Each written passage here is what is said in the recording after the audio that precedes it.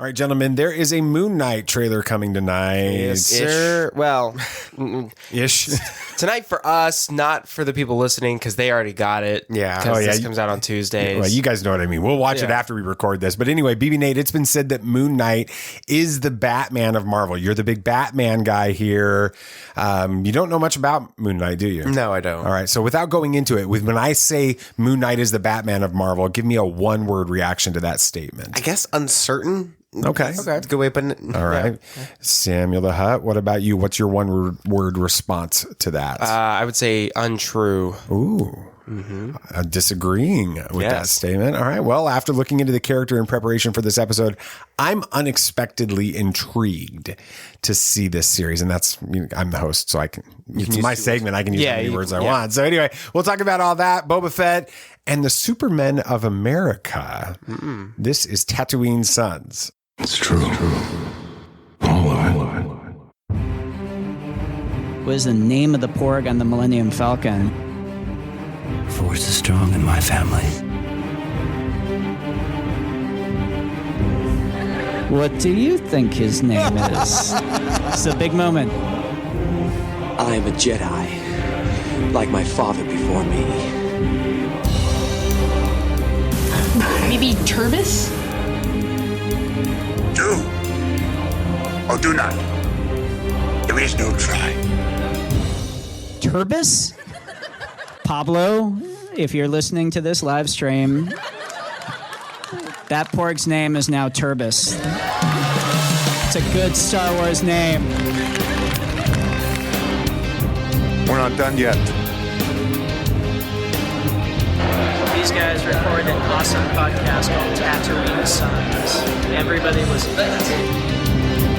So how far into season 2 are you guys on Daredevil now? I think 7. We're about to get to episode 7. Okay. Yeah. So if you've watched Daredevil and you know where they're at in the show, that's where they're at. I haven't gotten that far into it. Non-spoiler for me, because I may want to watch that sometime. What are you guys thinking about season 2 so far? I finished season 1, but I haven't seen season 2. People are saying it's like it drags on and isn't interesting. Nathan and I have not gotten any sort of impression like that. It's been episode 4 of season 2 is probably my favorite episode so far. Wow. That was great. Awesome. Yeah, that's really good. All right. Well, welcome to Tatooine Sons, a pop culture podcast. We are the only fan podcast to name a canon Star Wars creature and to be endorsed by Ryan Johnson. We believe that pop culture is the mythology of this generation, that there is a story, it is written on our souls, and that these myths speak to that story. And that is why we are talking about the hot rod Vespas in chapter 3 of the Book of Boba Fett. We're giving our reaction to season 2 premiere of Superman and Lois and taking a closer look at Moon Knight. I am David. I am the dad. Hi, Dad. Hi, Dad. And I am honored. Hello, gentlemen. I'm honored to be joined every week by my 2 amazing sons. Nate, what are you talking about? Well, Superman and Lois is back, and it is already making some big strides with the twists. So part of me wants them to say Superman and Lois are back, but it's like Spider-Men versus Spider-Mans. You have to have you okay? Work. Yeah, no. That cough got into you? Yeah, right. Developed some sort of little cough for some reason. No big deal. The good thing is for all of our listeners, even if it is Omicron, it's not contagious through podcasts. That's true. So y'all are good. Exactly. So anyway, I wanted to be Superman and Lois are, but it's Superman and Lois is. Samuel the Hutt, what are you talking about? Yeah, for some reason, Star Wars fans don't seem to like it when Star Wars does what it does best. So there's a lot of things that Star Wars fans don't like. That's true. That's just Star Wars. That's okay. And what are you talking about? I like I said in the teaser, I am absolutely fascinated by Moon Knight after preparing for this segment. Yeah. I'm very excited about it.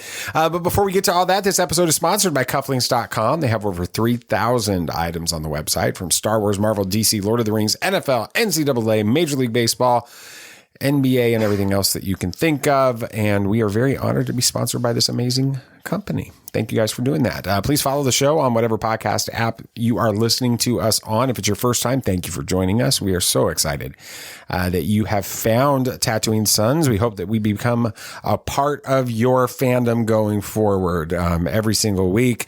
And if you're a returning listener, thanks for joining us. Thanks for being back, being a part of our family here with it. I am excited about Friday's interview episode.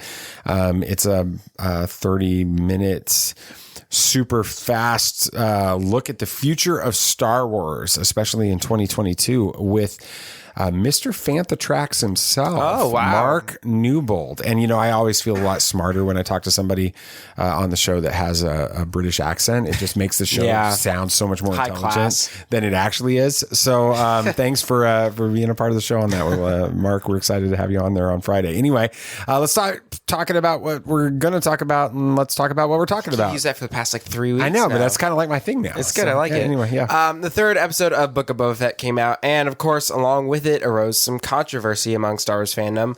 We'll talk about how the uproar is wrong, and talk about where the show's going, and some of the fun moments and Easter eggs in this episode. That's up next. Be on your guard. There are older and fouler things than orcs in the deep places of the world. All right, then, keep your secrets.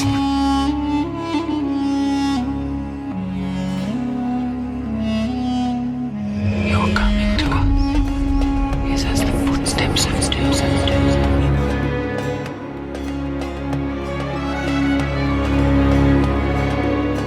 There are many magic rings in this world, Bilbo Baggins, and none of them should be used lightly. After the episode, I think we were all kind of like, we like that character, the Major Domo. For the mayor, we think he's just kind of a fun character. Yeah, he's like very proper and arrogant at the same time. Right. But and then it's in moments you can tell completely terrified of Boba Fett, but he's not going to show it. And so he's just kind of going through this very political. He's a lot great. of fun. Yeah, absolutely. All right, let's get y'all's rating of this episode on a scale of 1 to 10 Melu runs. I'm not sure. It was a fun episode and definitely the best so far. I have a feeling. Really? So then you got to give it a rating higher than you've given the other ones. I'm trying to remember what I gave the other ones. I don't know. I give this one an 8. I really enjoyed it. I had a fun time watching this episode, unlike the other episodes. Yeah, absolutely. I enjoyed this one. I agree. It's my favorite of the 3, and it needed to move the story forward. It did a little bit, but in the end, it was just felt like Star Wars. It felt like I've seen the image, Jon Favreau and Dave Filoni playing with little toys, kind of a thing. It felt like that's what this episode was, which was cool. I'm pretty sure Jon Favreau actually wrote this episode as well. Not surprised. All right, so let's just talk about it right off the bat. The infamous biker gang that has fandom in an uproar. It wouldn't be a new week in Star Wars fandom without some controversy and complaining. So people aren't a fan of, I guess, just how colorful the bikes are and how they do look like Vespas. I didn't make that connection until afterwards, but they are colorful Vespas. But we didn't have any issues when we saw them. We thought it fit. Thought it was really just fine. I loved it. I had seen a little bit on social media that day about people losing their minds over the Vespas and or the bikes or whatever in the gang and the color specifically about it. And so I went into the episode expecting more than I got. I didn't have a problem with it at all. I expected it to be a lot more controversial with it. And I was like, oh, that's what everybody's getting upset about? What's the big deal? Here you got, you've got Boba Fett, that is wearing greens and oranges and all those colors with it. And at the same time, they get upset because, they've got bright colored. Man, if I was on Tatooine, I'd paint my stuff colorful too. How boring is that planet? Yeah. So anyway. I mean, I can understand how it is off-putting because it is off-putting to see. When I was doing research, when I wanted to make a Mando costume, you always are told to use muted colors because that's the color scheme for Star Wars, which is true, but I still think that this fits well. I read this article in my preparation from Collider, actually, talking about this very specific thing, and they're saying Star Wars is about doing new and different things. That's the whole point. So when Star Wars does, this is an infinite galaxy full of things we haven't seen yet. Why are people getting upset? Because there's a splash of color on the beige background of Tatooine that we've seen so many times now. What were your thoughts when you saw it, Nate? I loved them. I thought it was a lot of fun. Like I said, this episode just felt more fun than anything. And I think that was probably a lot of influence from John. If he did actually write this episode, that's probably a lot from him, because he's always just been a fun guy, especially with Star Wars, because he respects it a lot. And so I loved it. It was just, I really enjoyed it. I didn't get where the controversy was coming from, because I thought it was just a really cool idea. And you thought it was an homage to American Graffiti. Yeah. I thought it really was, because it would make sense. That was George Lucas's first big movie before Star Wars. And it kind of worked too. Yeah. Well, and then you can't make a statement that the color palette of Star Wars is muted or natural tones, because there's this movie out there called Episode 2, Attack of the Clones on Coruscant, where you have bright yellow hot rods, the actual hot rod from American Graffiti repurposed in that film. Because as what you were saying, BB-8, an homage to American Graffiti and George Lucas's love of racing and hot rods. And so here's the other thing that's really frustrating to me on this side of the fandom. As someone that has, we're in the deep end on Star Wars fandom. We have been since we started this podcast, and we experience all of the feelings that are out there through, or at least I do, through social media a lot more. It bothers me to no end, because, a week ago, people are like, in Dave Filoni we trust. Jon Favreau is going to save Star Wars. We'll get rid of Kathleen Kennedy. And then the same people that they are putting up on this huge platform and pedestal, they're now throwing under the bus because they put some colorful scooters on Tatooine. It's just like, get over it. All right. Enjoy what you got. It's this entitlement mentality that really bothers me. So, and I'm tired today, so I probably should just go ahead and stop the conversation. I'll say it this way. I logged on to Twitter today, and I was on for about 45 seconds, and I literally just said, I just logged on for 45 seconds and remembered why I haven't been on Twitter in days, and submitted it and got off because of this kind of silliness. Yeah. So, you don't have to let your fandom be like this. You can enjoy what's out there. So, and it's kind of funny the way I wrote this. We're sitting here praising Star Wars and this stuff, and we're about to kind of, at least personally, kind of have a little bit of a dig at this. Well, no, here's the thing though. You can have opinions about Star Wars.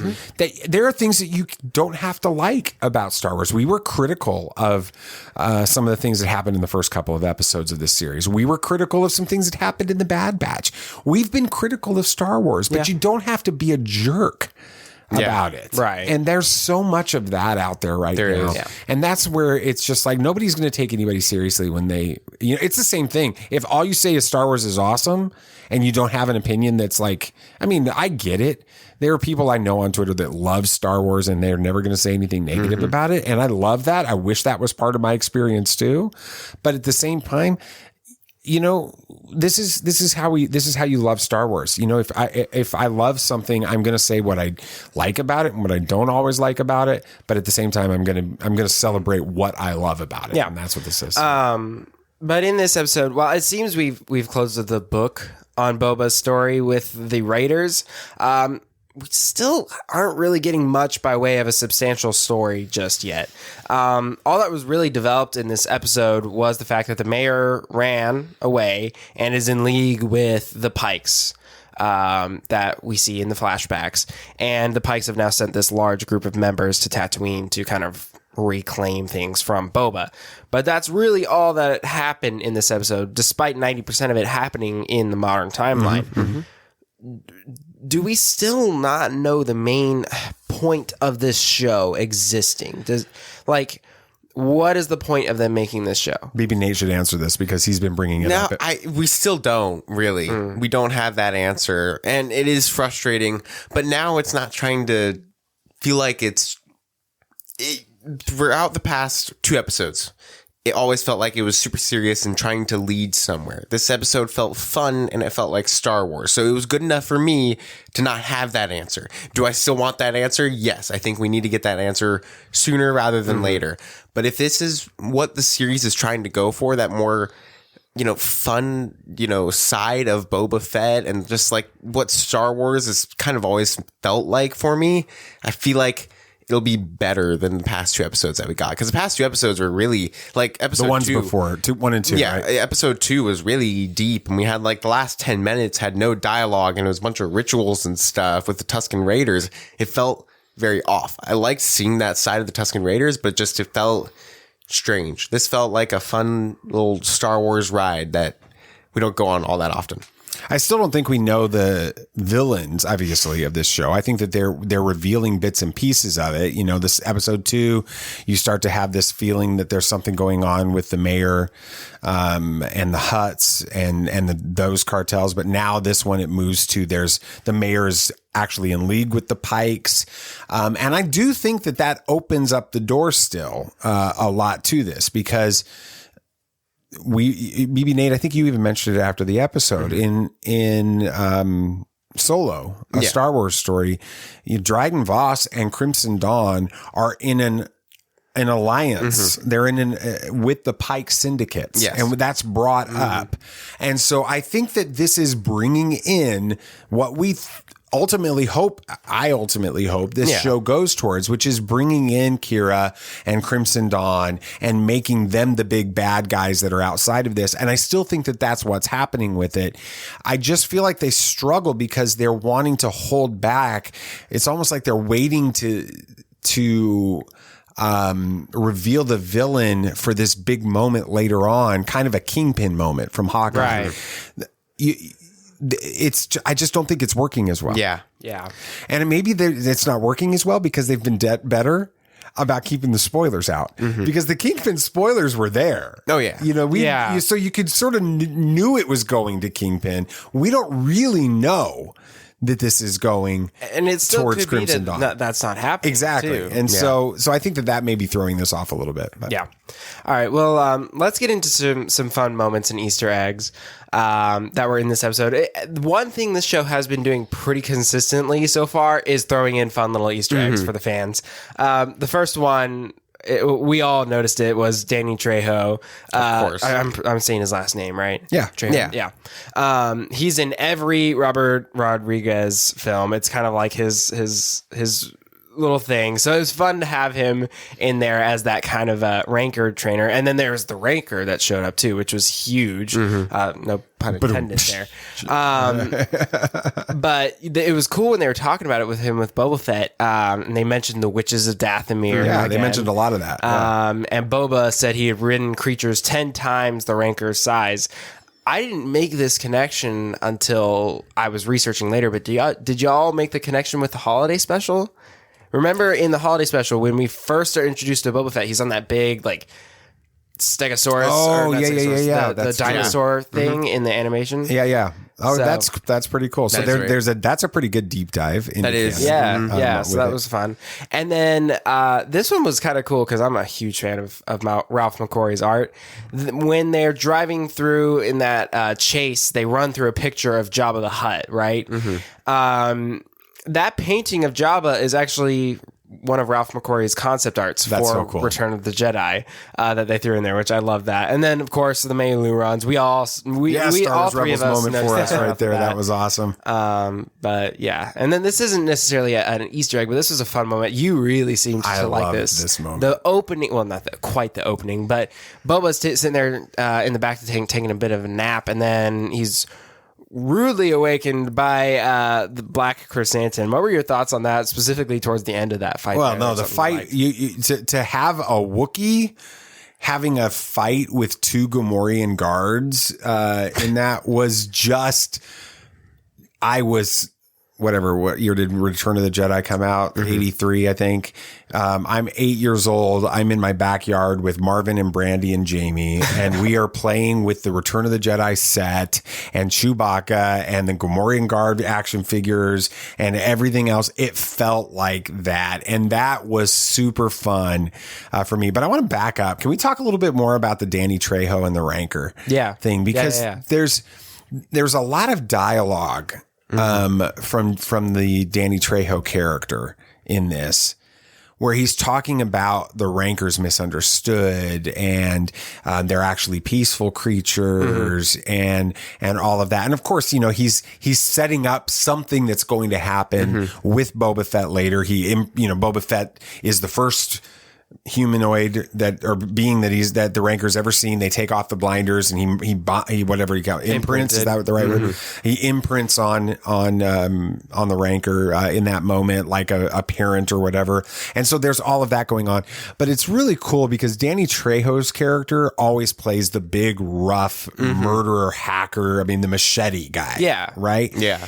And I think that there's this moment where you've got the Rancor and you've got Danny Trejo, and Danny Trejo's not just talking about the Rancor. I think that there's this writing where Danny Trejo is sort of talking about himself with this. Like, there's a softer side that he's actually a really nice guy. And that's what, if you know anything about Danny Trejo, he comes from a really rough background with it. That he sort of turned himself around because of that. And I think that there's some fun stuff in that character with it. So I really liked that moment as well with it. So that was a good scene. Yeah. Well, I think in our opinion, in the eyes of Tatooine Sons, all Star Wars is good Star Wars, and Book of Boba Fett is good Star Wars. We're just highly anticipating to see where this show will go within the next 4 episodes. Find out tomorrow. Yes, sir. That'll be super fun. All right. Good job. Thank you. Samuel the Hutt. Thank you. I got to figure out where my next segment is. So, okay, I'm just going to have to say this. If you believe everything that you read in the clickbait headlines coming up next, you're going to be waiting for some trailers to drop for Disney Plus series for a very, very long time. Like, never. It's never happening. But that's next on Bad News. This is not going to go the way you think. It's a big day for you tomorrow, isn't it, Samuel the Hutt? Yeah, no pressure. What's going on with the Launch Society stuff, right? So, yeah, one of the sub-team leads had to back out because he's got a previous engagement, and he asked me to cover for him. I'm not a lead. I am. So, what you're presenting your Launch Society project or something? Yeah, our last paper, our last report. We submitted to NASA, and now we are doing a presentation where they can ask us questions about the design of our rocket and stuff. And I have to be one of the people actually talking there. I was going to go anyway and sit in the back before. But now you're presenting. Now I'm presenting. So obviously you got to look like a sharp-dressed young man. Yes, suit and tie, the whole 9 yards. The whole 9, suit and everything? Yes. All right. Is there going to be some cufflinks.com? Absolutely. I already talked to Mom. I'm like, I'm wearing the Star Wars tie, the tie clip, the whole 9 yards. If I had my French cuff shirt clean, I would totally be wearing that with some cufflinks too. Dry cleaning bad moment. So, all right, BB Nate, did you wore some cufflinks.com yesterday to church? Did I? Yes. Yeah, you did. You were I did. I was BB-8'd all the way. BB-8 all. No cufflinks though. No cufflinks because the shirt. But you the tie bar, all that stuff. Yeah. We absolutely love it. I didn't get a chance to wear any of it yesterday because I didn't have my stuff clean. But that's actually in the dry cleaning, so it's coming next week. All right, good. But yeah, we just need to go in and continue to see. I wonder if they're going to have any Moon Knight. Ooh, I need to see about that. They've got a lot of other stuff though. Yeah. Yeah, I mean they've got like over 3,000 items on their website. Not just with cufflinks, but ties and tie bars and socks and money clips and all sorts of other great gifts on there. Yeah, it's awesome stuff. Yeah. Yes. So you can use code Tatooine15 at checkout to receive 15% off everything on the site with no minimum order required. Yeah, it's a good deal. It's an awesome deal. Head on over to cufflinks.com today and remember to use the code Tatooine15 at checkout. Well, you want the bad news? Or the really bad news? All right, headline 1. New Han Solo and Chewbacca series confirmed by Star Wars. Whoa. I know. We've gone down this path before on bad news, but this article from Epic Stream is such a textbook example of this clickbait tactic.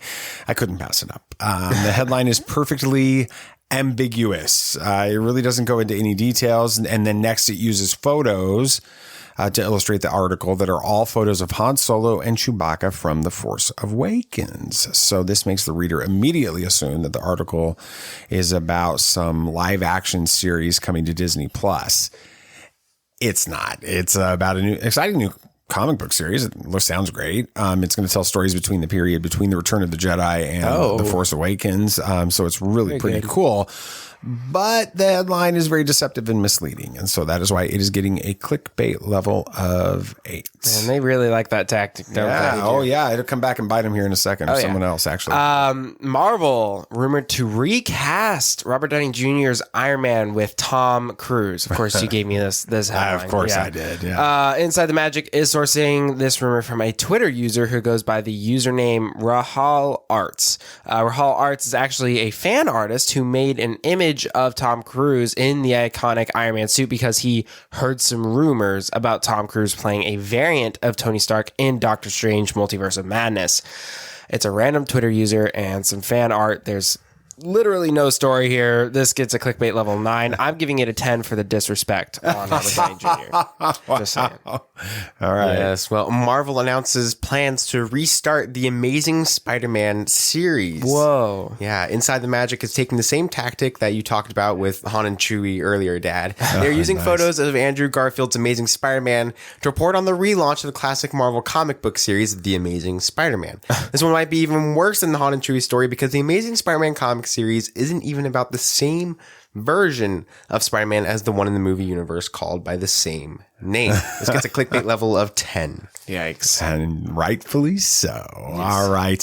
Well, when we planned out this episode, we did it on the hunch that Moon Knight would start getting some marketing soon, and we wanted to be ready for that conversation. At the time, though, we had no clue that the first full trailer would be scheduled to release about an hour after we finish this recording. So let's talk about Moon Knight. Hokey religions and ancient weapons are no match for a good blaster at your side, kid.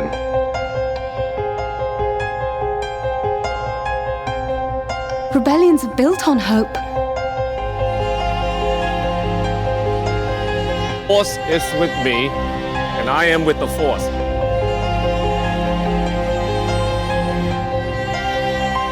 If you live long enough, you see the same eyes in different people.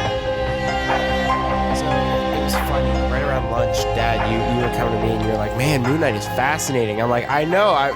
Right after our trip to California, I decided to start reading the wiki on Moon Knight. And as I was reading it, I'm so you've read some of the a little bit, yeah, fandom or whatever, or the fandom wiki on his character is super, super interesting. Well, that's kind of where I was going to start with this. So I'll start with BB Nate before I get to you, Sam. Okay.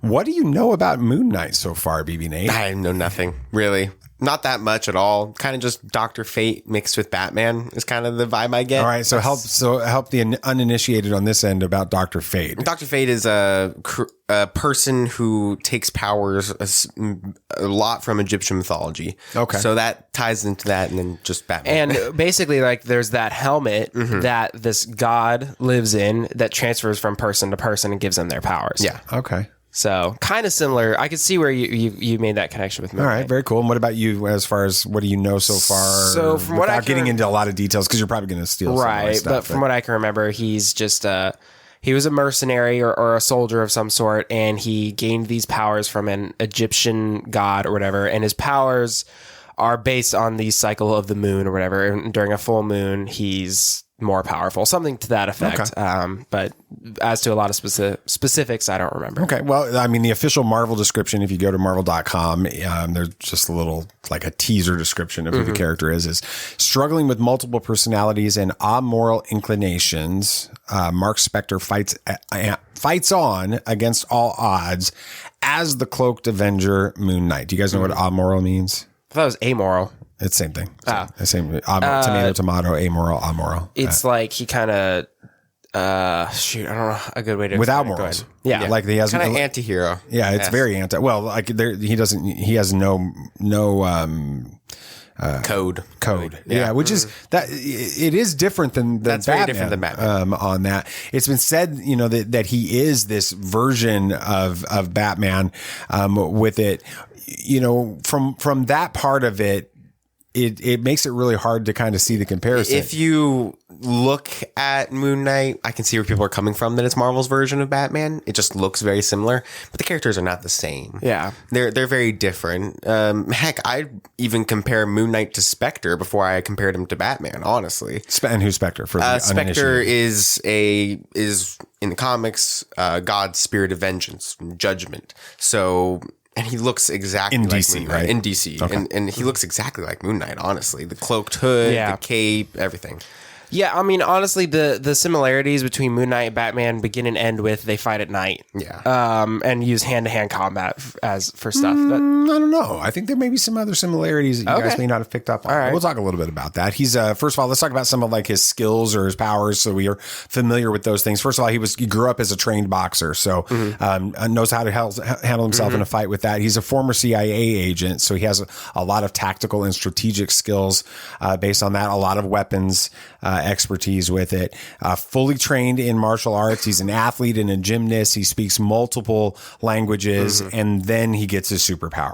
Yeah, so he's already pretty qualified. Exactly. So he's kind of but that's another difference because he does have powers. He does have powers, which Batman doesn't. With that, he's got this enhanced strength during nights where there's a full moon, which is kind of like if you're the bad guy and you know that. Just don't go out on a full moon. Don't go out on a full moon. But anyway, it's like, why do bad guys fight at all during night with Batman being right, around? that's true. So. Prophetic visions and dreams that he has a lot. He has the ability to drain another person's life energies through physical contact. I've not heard of that. With that, Rogue? That was one that kind of developed, I think, later on in the run, not when it first came out. Which, by the way, this character came out all the way in the early 70s. Yeah, really. It's a very long-standing character in the comics. With it, of these different powers that they've got, which powers are you most intrigued by and why? I mean, I like the concept that his powers are strengthened throughout the lunar cycle. When I read the wiki, at least in the comics, even when there's a new moon, so there's technically no moon, he still has enhanced strength and stuff too, and even in dark places. But it gets more throughout. But where he gets cycle. crazy strong when there's a full moon, and I like that. It'll change his ability. Maybe one time he comes up against the bad guy and it is a full moon and he's kicking the bad guy's butt, right? But then he comes back to that bad guy and he ambushes him in a new month and he's not able to defend himself. No, that's a really interesting idea. Which powers do you like the most about this? The ability to drain the life force, I guess, is interesting, and I'm not sure how that's going to play into this series all that much, but it's definitely one that they could play around with and figure out stuff to do. And of course, that's insanely different than Batman. Yeah, just a little bit. As BB Nate wears his Batman shirt. Yes, of course. He's a little offended by the fact that we've said Batman without talking about Batman yet. We're going to talk about Batman just a little bit at the end. So, anyway, here's where I get into all of that is all fun with it, but his backstory is really compelling to me. His parents, what's his first name? Marc Spector. Yeah, Marc Spector. His parents were Jews who escaped Nazi persecution and moved to Chicago. They were part of the Holocaust. And even in Chicago, in the period that he was, and I don't know how this is comic driven. I don't think this can be the same because it's set in our modern era. So his parents couldn't have been in the Holocaust. Yeah. So we're going to have to see how this plays out. But as far as the character in the comics goes, they're growing up he's growing up in like the 50s, 60s, Chicago, post-Holocaust, and he's experiencing a lot of anti-Semitism in the storyline. He never understands why his father isn't willing to stand up against those that are coming down on him and treating them the way that they're being treated. And then as a late teenager, Marc actually discovers that a very close family friend that he's known his whole life is actually a Nazi deserter in disguise and is a secret serial killer of the Jewish people. I mean, that's how much he hates the Jewish people in Chicago. And so then Marc has to fight him off. The man escapes. And then this is the event that triggers Marc's dissociative identity disorder. And we're going to talk a little bit more about that. We're going to talk a lot about that a little bit later. But for now, how do you feel about the Holocaust and all these anti-Semitic storylines that kind of led to that? It was definitely timely when the character was being made in the 70s. It told a lot of stories and it touched on the subject in the right time period. And it's going to be different, and it's not going to be able to happen in the current times with the series unless they somehow figure a way around that. But I don't think that'll be able to happen. But it's very interesting. It adds depth to the character and it creates this new lens for superheroes that we don't get to see all that often. Yeah. Seeing that the origins of that is very interesting. I like how comics are able to talk about these tough things. It's a medium where you're able to talk about some stuff that you're not able to talk about in other things. But as I was going through the wiki and I saw that, specifically the fact that like this close friend was a Nazi deserter and serial killer of Jews, that was so interesting to me. And the fact that his family is Jewish, I thought I remembered hearing somewhere that in this series his character will be Egyptian. Actually, yeah, I don't know. Because I'm not familiar with where the series is yet. Yeah, I'm just trying to understand the character. Yes, but yeah, I found that super interesting, and another reason why I kind of want to read it. Yeah, I'll be curious to see how that plays out. As we continue kind of into his story here, during his mercenary days, after all of that we just read about, Spector was left to die in a desert. As he dies, he becomes the conduit for the ancient Egyptian moon god named Khonshu. He becomes what's called the Fist of Khonshu and the god's high priest. And then with his new powers, that's how he becomes Moon Knight. It was this masked vigilante who always wears white. And what's cool about this is why he wears white. When he was asked about this in the comics, he says, I don't wear white to hide myself. I wear it so they'll see me coming, so that they'll know who it is. Because when they see the white, it doesn't matter how good a target I am. Their hands shake so bad they couldn't hit the moon. What do you think about that in relation to Batman? And it's very interesting, and it is very close to Batman. It's kind of the opposite of how Batman acts. Batman really likes the shadows and ambush and fear of just the unknown, but he wants himself to be known. It's honestly a lot more like Batgirl in the way that she approaches bad guys and her suit and how she wants to. She's just like, they'll see me and they'll be scared. And so I'll just kick their butt. That is a quote from Batgirl Year One. So she really, it's a lot more like that. And her costume is very bright and very so that she can be seen. Yellow. So she can be seen. Real quick, since we're not going to talk about it anywhere else in the show, first look at Batgirl costume. Oh, I loved it. I really do like it for the TV series. It's a movie or series? It's a movie. It's a movie.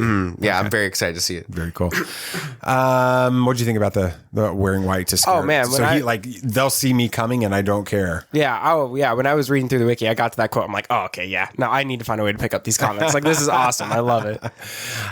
This is where it got interesting for me too, because there's a lot of known MCU connections in the storylines, characters that he interacts with in the Marvel comics regularly, which I thought was really curious when I started seeing these lists. Spider-Man, Thing, who's part of the Fantastic Four, which they're making a Fantastic Four film. They are. It's been confirmed. The Defenders. So you've got your Daredevil. New York. He works in Chicago, which we were talking about that the other day, weren't we? We were like, is there a superhero in Chicago? Never mind. Yeah. And the West Coast Avengers. Yes. He actually becomes a part of the Avengers, but he's really interacts a lot with the West Coast Avengers, which at the times that he was a part of that, they consisted a lot of Hawkeye, Scarlet Witch, The Vision, Mockingbird, Wasp, and Hank Pym. And then now in the comic runs, the West Coast Avengers have been bringing in Kate Bishop and America Chavez, and then he also interacts a lot with Echo. There's a lot of connections here. All of these are already a major part of the MCU Phase 4 or have been speculated to become a part of this. So give me your reaction on this. Is it coincidence? Am I overthinking it? Or is this another brilliant Kevin Feige master plan? Honestly, I do think that the Disney Plus series is trying to bring in characters to put into other movies or create series for themselves. Like, a great example right now is Daredevil, with everything that is going on with him. We have the high rumors of him being in She-Hulk, which would work. We have Echo with the writers of Daredevil helming that. We have everything with him knowing the Defenders and with Echo. Everything's pointing to them trying to bring him in. And then you have, America Chavez when the West Coast Avengers with her being in Multiverse of Madness. That's opening that door. And then the Thing with Fantastic Four. There's a lot that's happening that is it's not a coincidence that they're bringing this stuff in at all. Yeah, no, I don't think this is a coincidence. One thing I've thought from the beginning with this character is if they don't find a way to tie it in quickly with the larger MCU, this character will end up feeling like a bit of a Daredevil character. Like a Netflix series show, because he's not connected. Right. Mm-hmm. And so they have to find a way to cement this in the MCU, the movie universe as we know it. Otherwise, it will start to kind of fall away, I think. And I can't imagine that Oscar Isaac signed on to do this series unless it has bigger implications for the future. I think he feels very, like, from the stuff I've heard of him in interviews and stuff, he seems very excited to play this character too. And there's a reason that he's excited to play it, because he's going to do great. I'm pumped. He's one of my favorite actors, and so I'm super excited about that. Let's talk a little bit about this dissociative identity disorder. If confusing and convoluted had a name, it would be this character. It would be Marc Spector.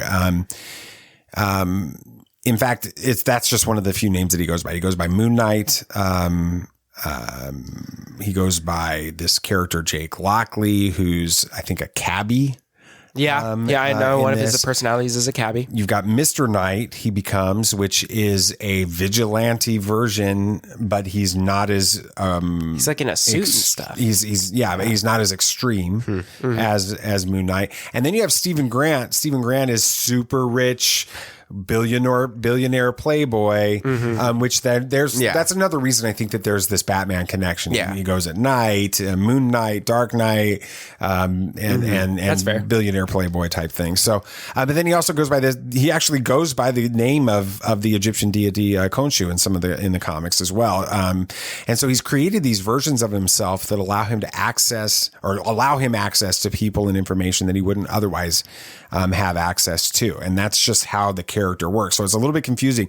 I'm trying to, let's define dissociative identity disorder. Medicine Net defines it as a neuroses in which the personality becomes disassociated into two or more distinct parts, each of which becomes dominant and controls behavior from time to time to the exclusion of the other parts. Okay. So basically what they're saying is Marc Spector has these multiple identities or these personalities, each of which, when in control, sees him act and speak in manners all to themselves. He becomes a different person in that. Very similar to the character in Split. Yes. Okay. Yes. Played by Kevin. Yeah. And all of the different characters in that. Exactly. He takes on different mannerisms, different mindsets, different memories, all of those different types of things.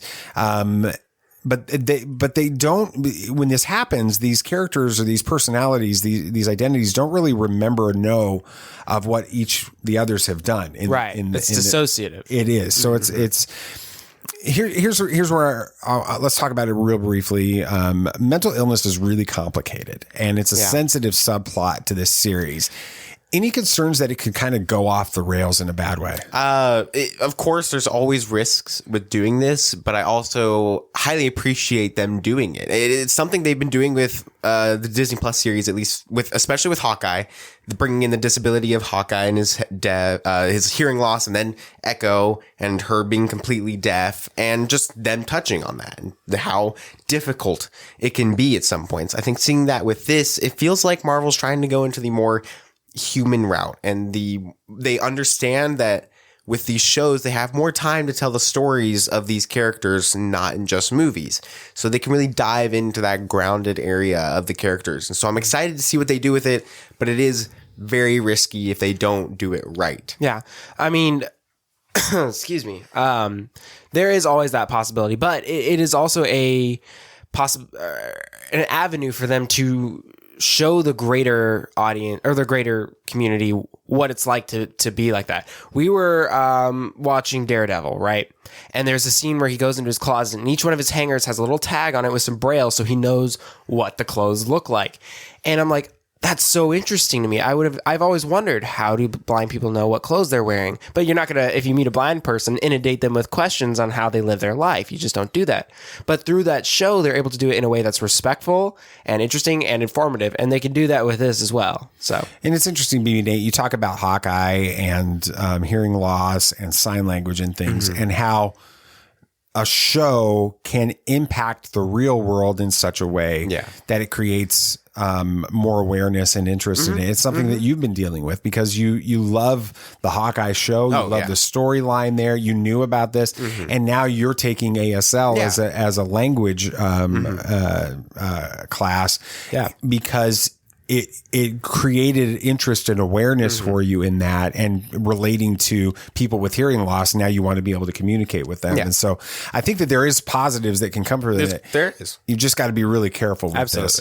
And that leads to this week's dad moment. I am your father. All right. It's important to stop and think about Moon Knight and the history of dissociative identity disorder in the comics. Moon Knight, I think I mentioned this earlier in the segment, it first appeared all the way back in 1972, which makes this character, I know it's scary, but even older than I am with this.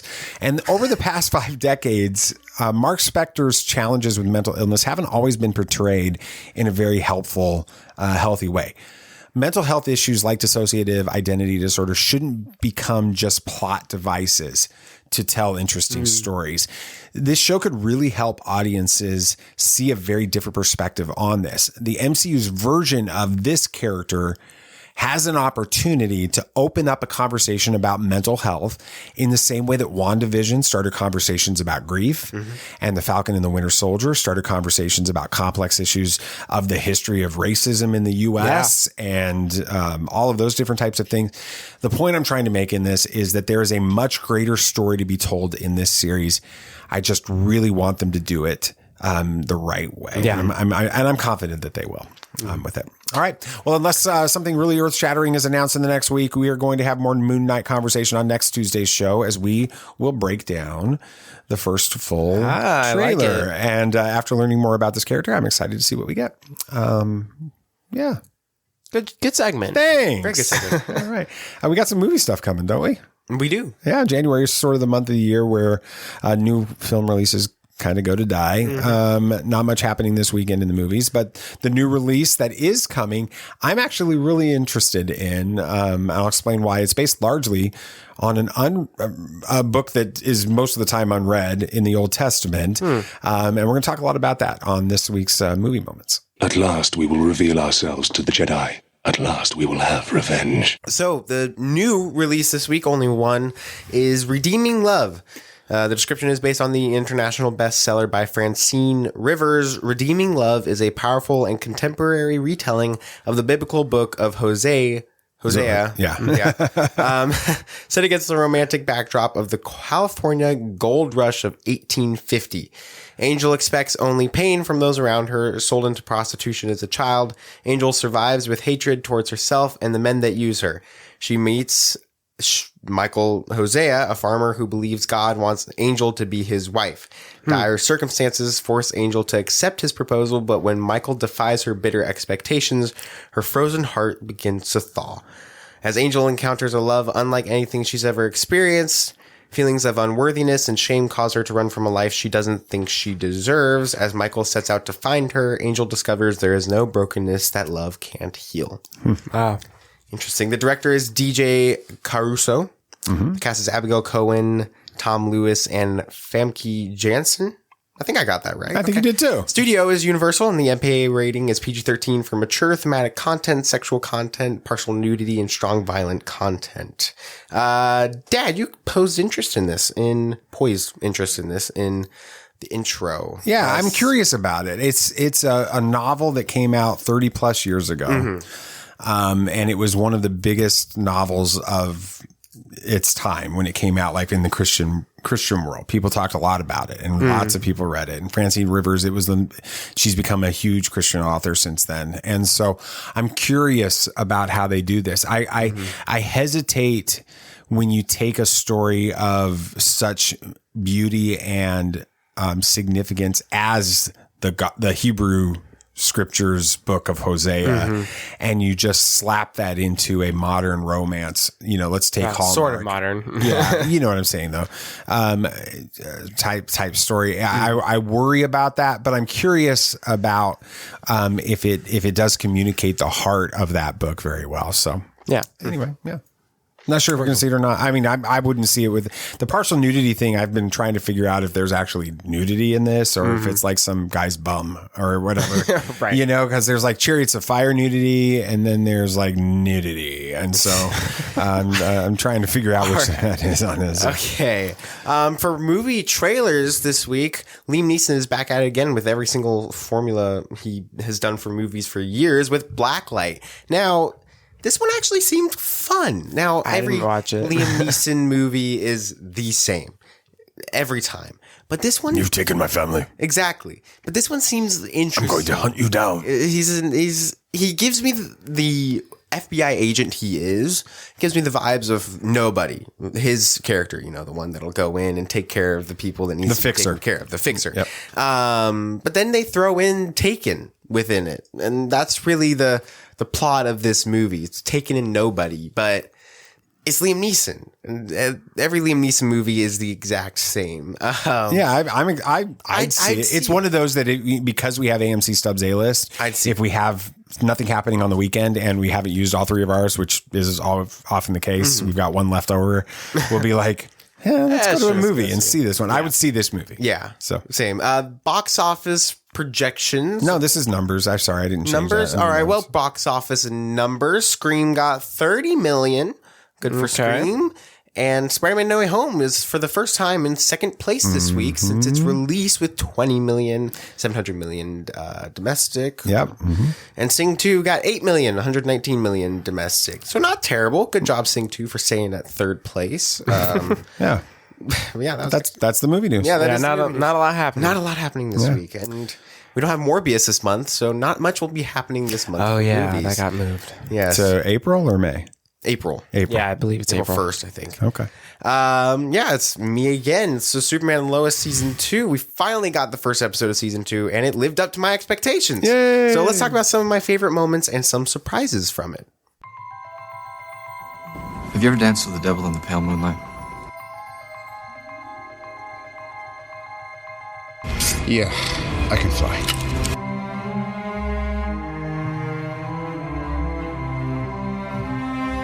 I'm here to fight for truth and justice in the American way. The people in this room, which one is A, wearing a spangly outfit, and B, not of use? There's only one God, man, and I'm pretty sure he doesn't dress like that. That man has no limits.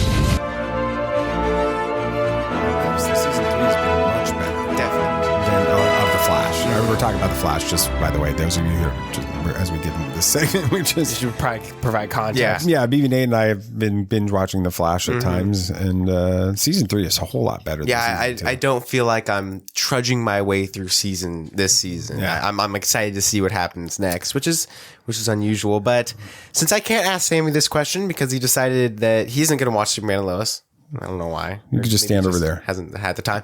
But Dad, rating of 1 to 10 Supermen of America for this episode. Yeah, I had to. You know, this is. You're going to think that I didn't like this episode, I know. But it's like 6.5 or 7. It was. Let's reestablish the universe. Let's reestablish where the characters are. I don't like some of the stuff that happened between Jordan and Sam. Is that her name? Sarah? Sarah. That's her name. Sam is in Cobra Kai. Yeah. Okay. Sorry about that. Anyway, yeah, I mean, I just thought that was weird. I'm trying to figure out what's going on with that. I'm sure we'll learn at some point. I thought for a second that they were going to like set up this affair between Lana Lang and Clark. What? It looked like I thought they were going down like this emotional affair type thing is getting ready to start, and so no, I did not get that. And then it changed, and so I was glad, but that threw me off for a bit. So, yeah, well, that kind of leads into this. The episode didn't really move the story forwards all that much, but it definitely still felt like Superman and Lois to me, which is something I was worried about. I thought they were going to CW-ify it, and it was going to be, not good again.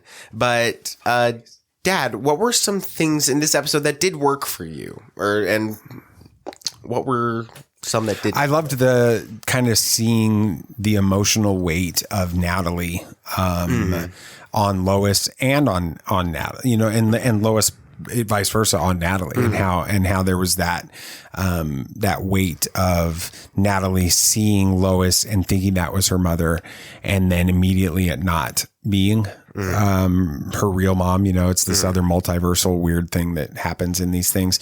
And then I really did like the fact that Lois is trying to hold this all in, and she's struggling with trying to reconcile the fact that she doesn't feel anything. Yeah. When she sees Natalie. And so it's this guilt of Natalie's lost her mother, and I should be her mother, step into that role. Yeah. And I don't feel anything when I see her. And it triggered her to emotions when she was younger and things. And so there's a lot of emotional content in this. That's something the show has really done well. I've heard that's kind of cool that they actually are really diving into the character of Lois. I know it's Superman and Lois, but not a lot of series do that. They just focus on Superman. So that's cool. Yeah. Oh yeah. The Lois character is just as much front and center in this series. That's cool. I appreciate that. And it's great, and they really do develop the family dynamic on this one a lot. So yeah, I that was something I really appreciated about it.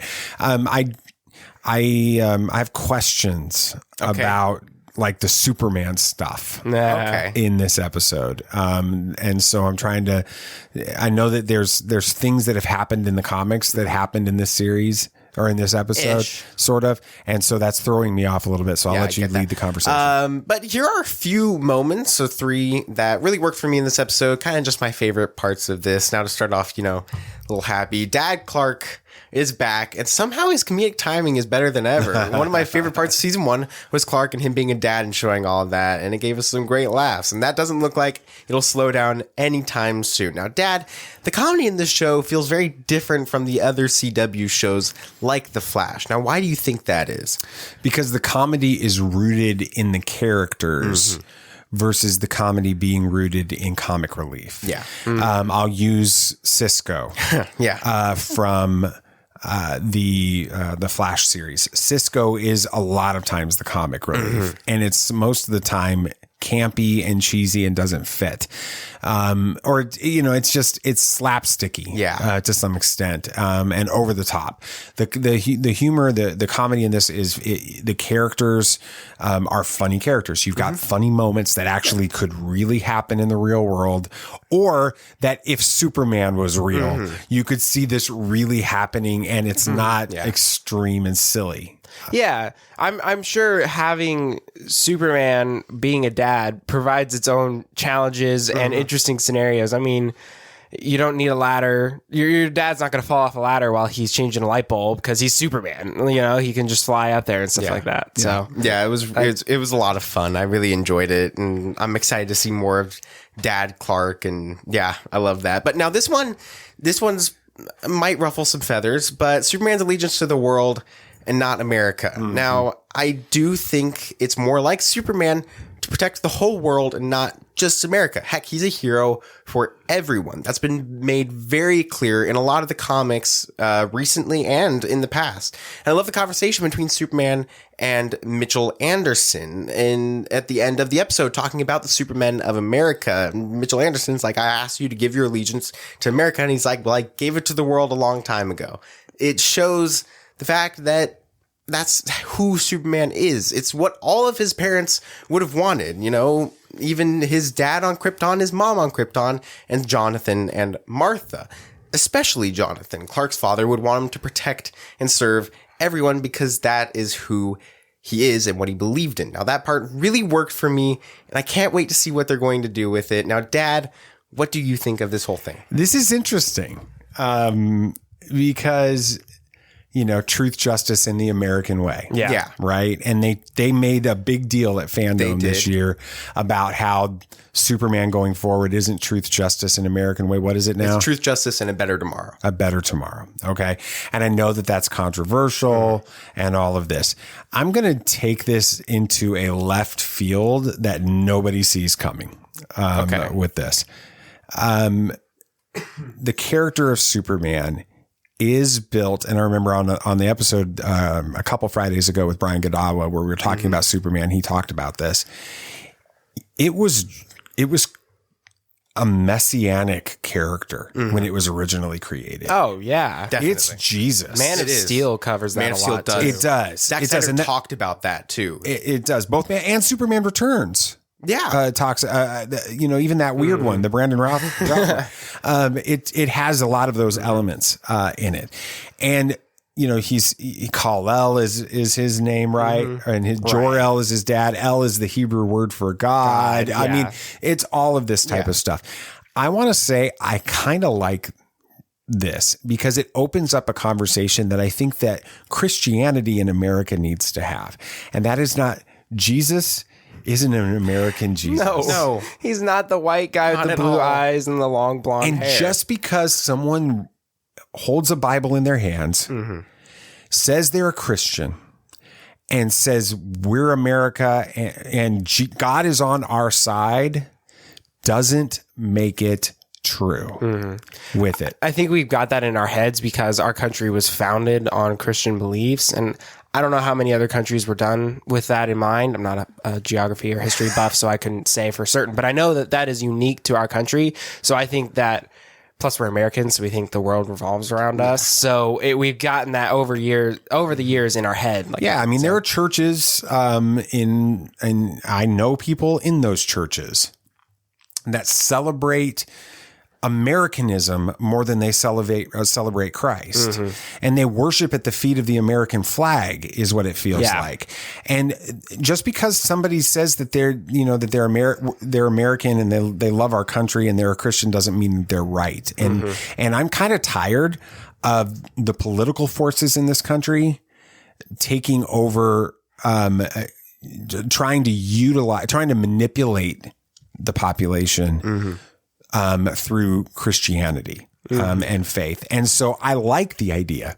I kind of like the idea. When you said the phrase, I'd never even thought about this until you said the phrase, I gave my allegiance with what Clark said, or Superman says, I gave my allegiance to the world a long time ago. Yeah. God, John 3:16 doesn't say, for God so loved the United States of America. Or even Israel. Or Israel, right? That's like the foundational premise of the New Testament scriptures is that the kingdom of God advances to the world and that Jesus was a savior for the world and not a specific nation or people group. And so I love that because that allows that conversation to take place. And if nothing else, we got to have that conversation on this show. So I'm cool with it. Exactly. Can I peel back the curtain a little bit on the conversation?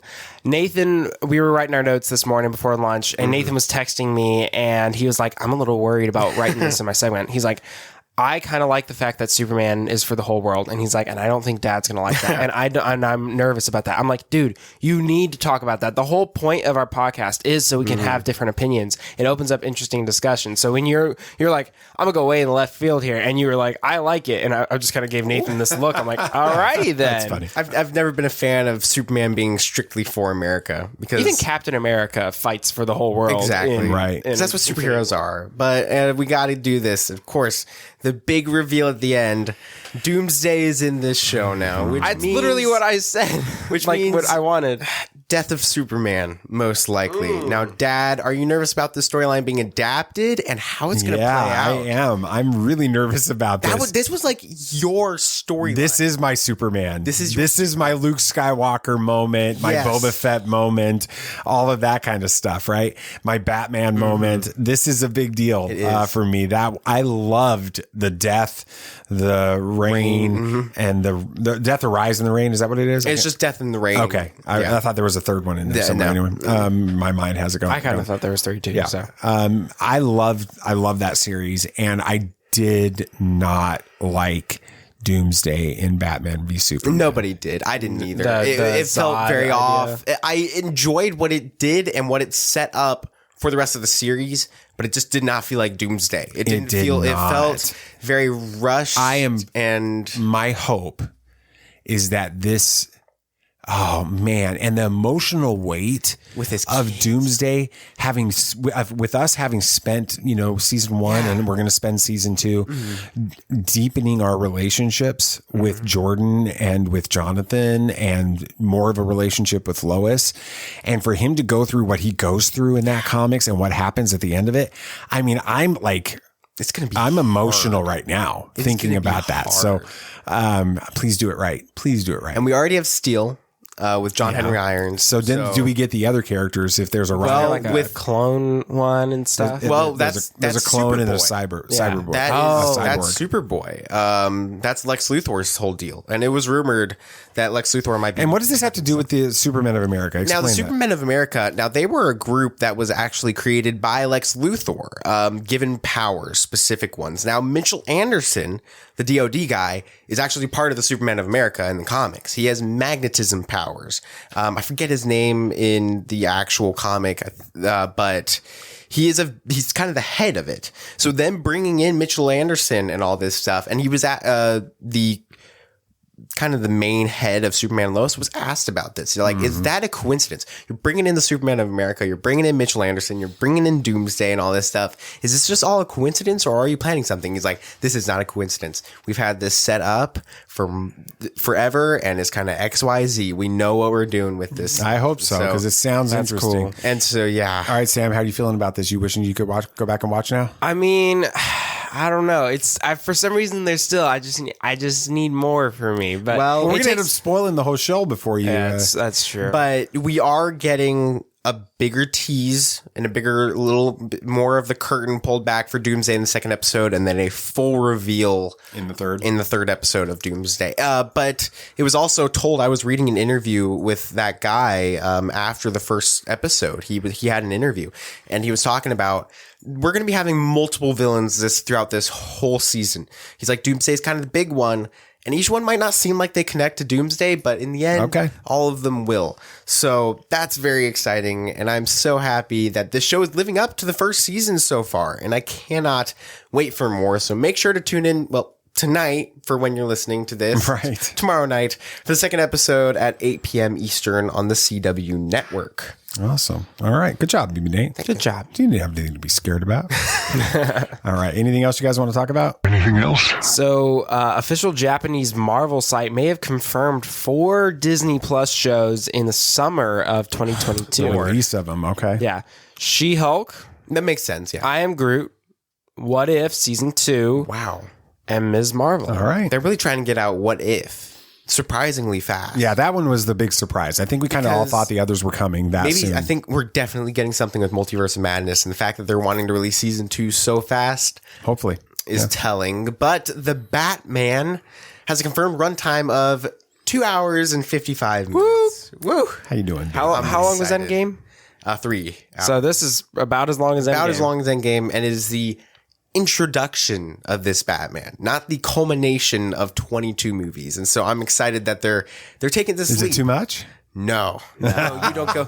There's so much they have to do, and if it is 3 hours long, we have not seen anything in the trailers. Yeah. You think that this means definite Court of Owls stuff? That's a lot of time. Very well could be. And the fact that the Court of Owls has such deep lore and so much complicated history, they'll have to take a lot of time to explain what they are. It's definitely exciting. Yeah. You guys may have seen that leaked Knights of Ren series trailer. It's probably fake, but it's still pretty cool. It was a really cool trailer. If it was real, I would be very excited for it. And honestly, that's a lot of work put into a fake trailer. Yeah. It was very well done. It looked fake. You okay, BB Samuel? I've just got this tickle, man. Ready to be done with the show? I mean, it would help to talk less, but I don't want to. Well, since we're done. Oh, that's good. Okay, we're good. That. Hey, make sure you tune in on Friday. Mr. Fantatrax himself, Marc Newbold. He has been covering Star Wars for a long time. So are you going to do a British accent while you interview him just so you fit in? No, because that would be rude and embarrassing at the same time. Kind of offensive. It would be a little bit, yeah.